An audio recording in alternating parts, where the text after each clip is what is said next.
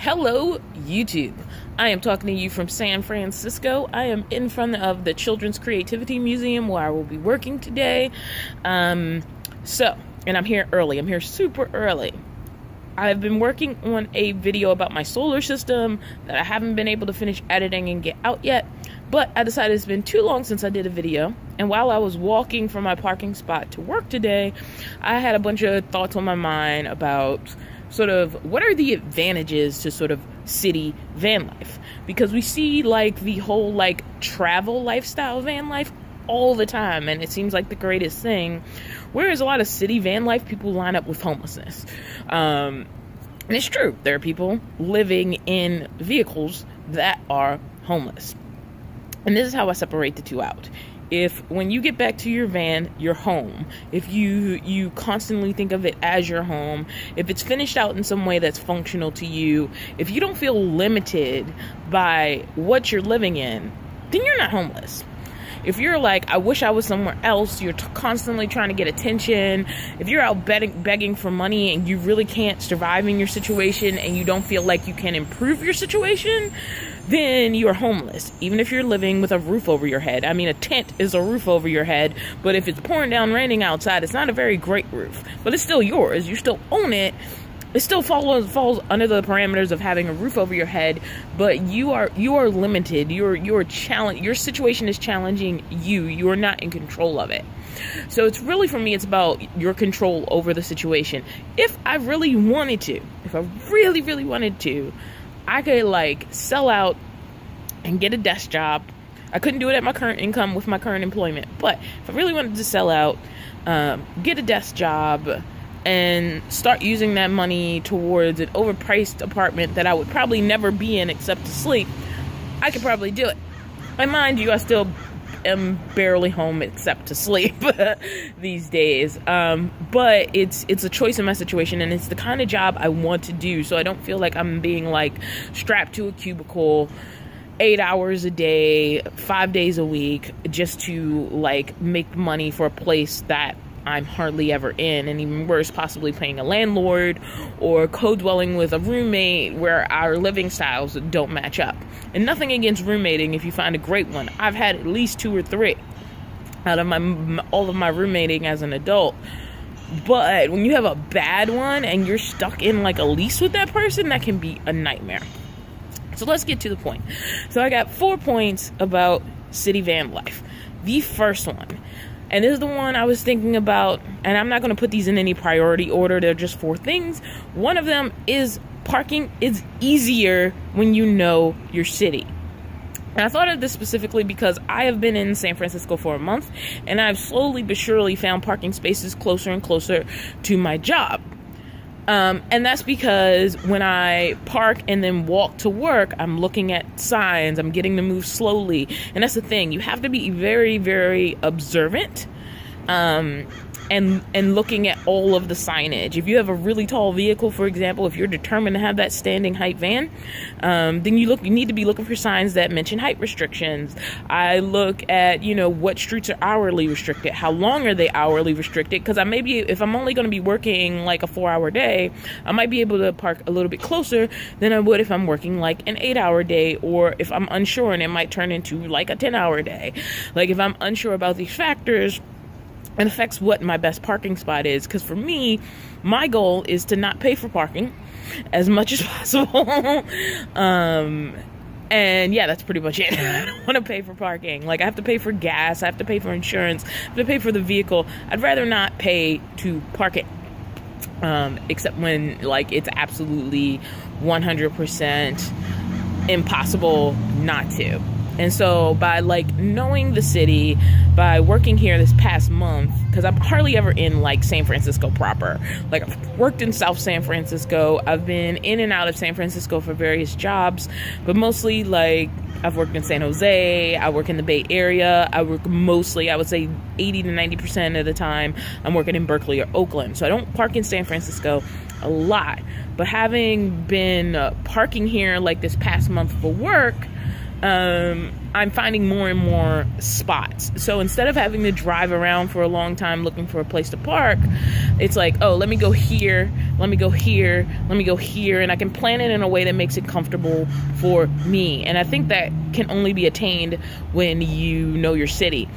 A lot of people, what they do is they find a spot and they go in that spot until they're kicked out of it. Like, they find a comfortable spot or one or two comfortable spots, and then they go in that spot until, like, they're kicked out of it. And I think that's the wrong thing to do. You're putting yourself at a disadvantage. If you intentionally rotate yourself, if you intentionally say, you know what, my first month living in my van, if you're doing city van life where you have a static job and you can't just, like, go travel endlessly forever, like, spend some time changing it up on purpose, not because you're forced to. Don't wait for some cop to knock on your door, or like to wake you up out of your sleep, or like don't be like sneaking. Like, look for places where literally there is no legal restriction for you being there, and it might mean inconveniencing yourself. The first weekend I worked in San Francisco, I took a 40-minute walk because it meant I could park for free. So I parked early enough to park for free all day, took that 40-minute walk, got a little bit of exercise in, and then took that 40-minute walk back.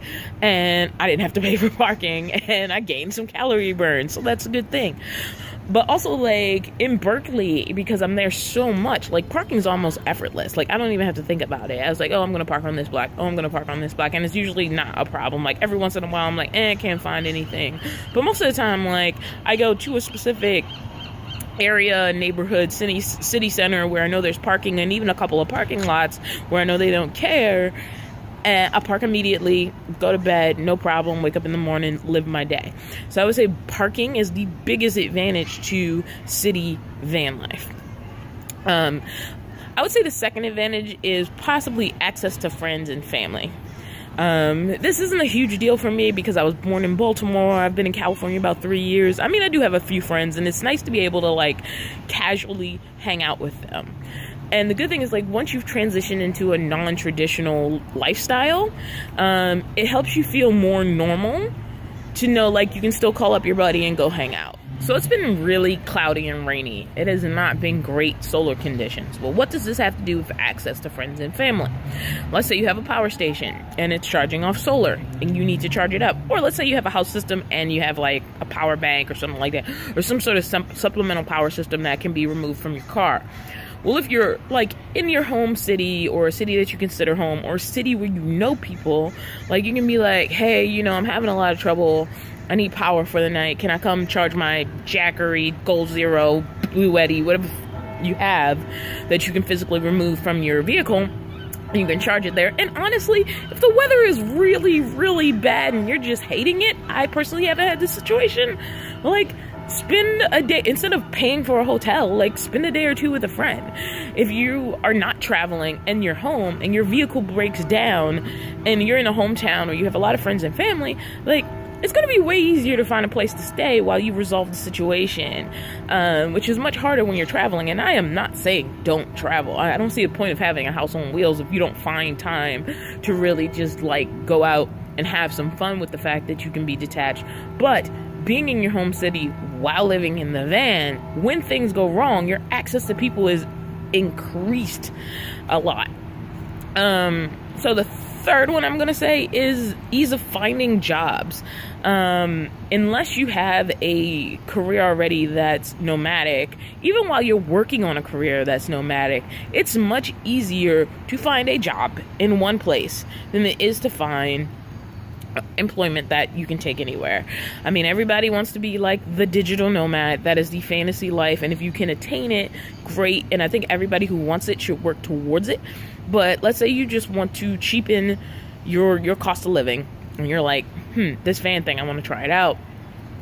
If you keep your job, and or you get a job while you're working on your entrepreneurship or your digital nomad life, it's going to be easier if you just, like, try to focus that in one place rather than having something that is already innately mobile. And that's just a fact. It's just easier. I mean, and the thing about my career is like, I'm a freelancer, so I literally work for different companies all the time. But it's really hard to like reach out to a company in another state and be like, no, trust me, I can get there. And like a lot of them, not knowing you, not knowing who you are, they may not respond positively to being like, well, I live in a van, so I can drive anywhere you want me to. I mean, you can try it. I think you should try everything because you never know what's going to work out. But it's a little bit harder and it's a little bit weirder and people aren't used to it. Whereas if you just center it on one place and you have like a personal mailbox that looks like a regular address and you can give them that information and they feel like they're hiring an employee just like they would any other employee, it's going to be way easier to be employed while still reducing your cost of living. And so my final one is the cost of living does not affect you. Like once you are set in your van, vehicle, whatever, if you leave the state, let's say like you were, you start this lifestyle in, let's make up a place. No, California, let's say, and you're like, well, the cost of living in Nevada is like way cheaper. Your van payment's gonna, if you get a van on a van payment, is gonna stay the same. So like if you're in a 1-bedroom apartment in San Diego, that 1-bedroom apartment in Nevada is going to be way different, and it could be the exact same size apartment, exact same size amenities, exact everything, and one is going to be more expensive than the other because of location. Whereas once you get your van, if you up and decide you want to move to another state for whatever reason, better job opportunities, moving back home, wanting to move away from home, whatever decision you make, like that base cost of living is going to stay the same. And maybe that's just a universal van thing, but I'm talking about still choosing to be static, but moving towns. So you still have a static job, you still have a static home, you're establishing like local connections that are deeper than I met you one time casually on the road, and not to invalidate those connections. I think it's great. I mean, I literally have, just from going to RTR once, I have people who are part of my life now can randomly message me that are way far away from where I am. And that is amazing. Like, that is so cool. Like, I have a friend in Nevada right now. So I could go to Nevada and be like, hey, I'm in town, you want to hang out? Like, that possibility exists. And that's from, like, reaching outside of your sphere. But you just establish a different sort of connection when you see people every day and all the time. And so, like, you have that. In fact, I have more people I feel like I could casually call up to than I'm probably confident about. There's like my high call list where I feel like if the worst happened and I needed to like be somewhere that wasn't the van, this person would say yes. And then there's my maybe list, but that list is thicker in a local setting, whereas like you may have one person in state A and 2 people in state B and 3 people in state C, but you may have 20 people, you know, in home state. So like I think those things are positive things, and I think like people tend to think negatively about van life if you're not like out there venturing in the middle of like gorgeous locations and like being like a travel van lifer. And also know being a travel van lifer isn't the only way to be in van life. Like there's people who do this travel, and then there's people who are like, the cost of living is ridiculous, I can't handle it, and I'm sick of like every penny I earn going to support living in a place that I only come to go to bed, and then like I'm rushed on the weekends to do all of my stuff. You know, there are people who like, and that's the thing about a vehicle, is like you can always sell a vehicle for something. If you run your vehicle into the ground and it's like a piece of crap, I will bet there's still parts on there that you can sell for money. You can't do that when you rent.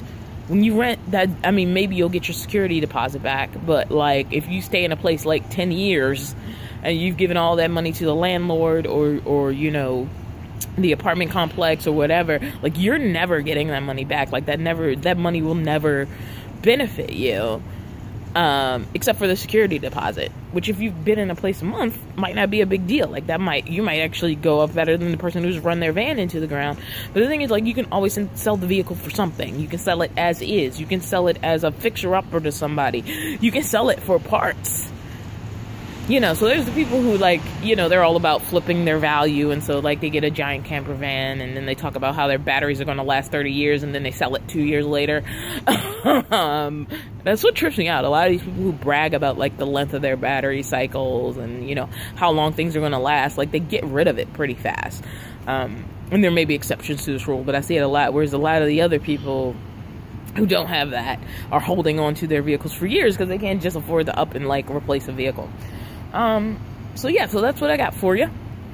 I just wanted to sort of flip the script a little bit. A lot of people talk about the negatives. You know, you're more likely to get harassed by cops. I don't think that's true, especially if you're moving around and not trying to take ownership of stuff that doesn't belong to you. Like, I've never been harassed. I've been asked to leave twice and told I couldn't sleep there. And I was like, okay. And I got my driver's seat and I drove somewhere I could sleep, and then I went to sleep and it was fine. So, like, I've never literally been harassed by cops. And I find, like, if you're mostly, like, a law-abiding citizen, a lot of stuff won't affect you as badly as people think it will. And we're driven more by the fear of what will happen than the actuality of what happens. All right, I'll see you in the next video.